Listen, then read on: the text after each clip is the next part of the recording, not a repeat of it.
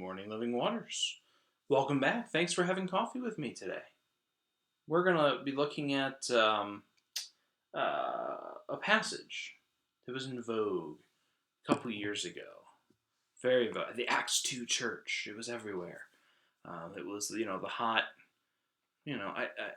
all these things, they go in cycles, right? We had the power surge. We had the Kairos moments.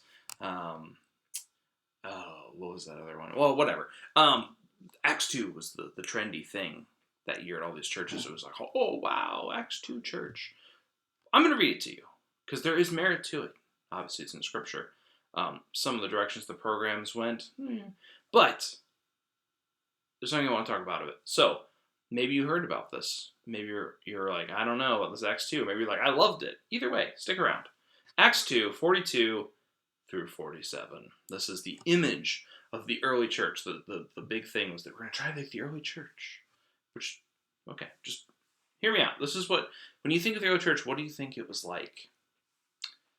They devoted themselves to the apostles' teaching and fellowship, the breaking of bread and prayers. All came upon everyone because many wonders and signs were being done by the apostles.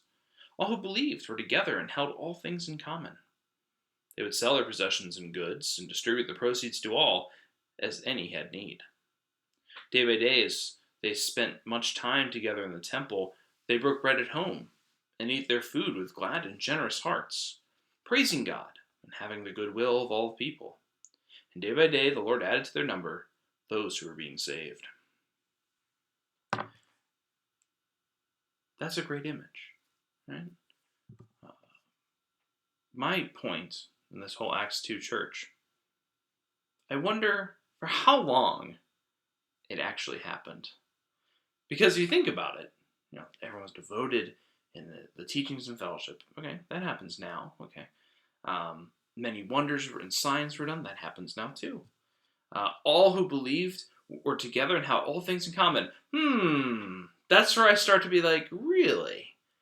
There is no differences of anybody there.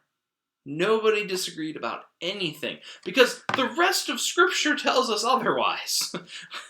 Including the books after the book of Acts, right? I've said it before. The Corinthians, the Romans, all those books happened because of conflict.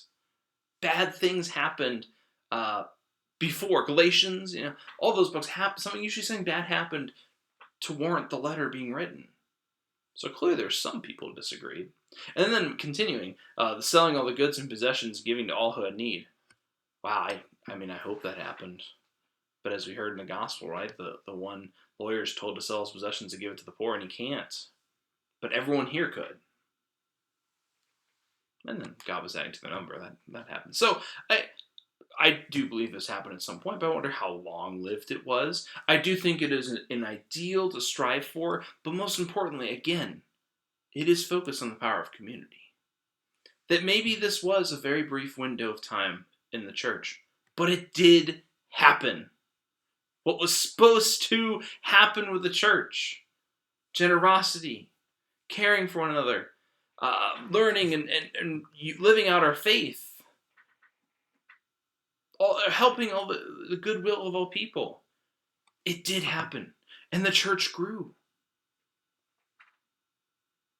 So yes, community has that power.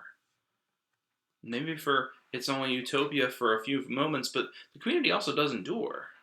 Right? The church didn't end after the Corinthians and the Galatians, all this. No, it continued to grow. God continued to add to their number. So even when the conflict came around, it was okay.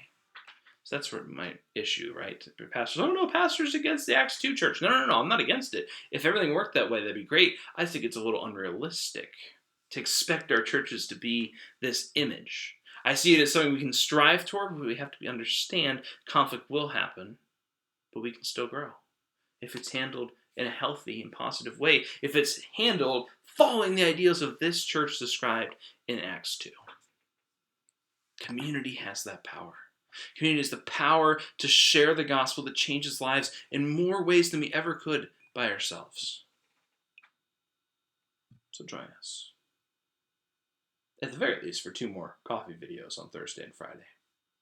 See you tomorrow.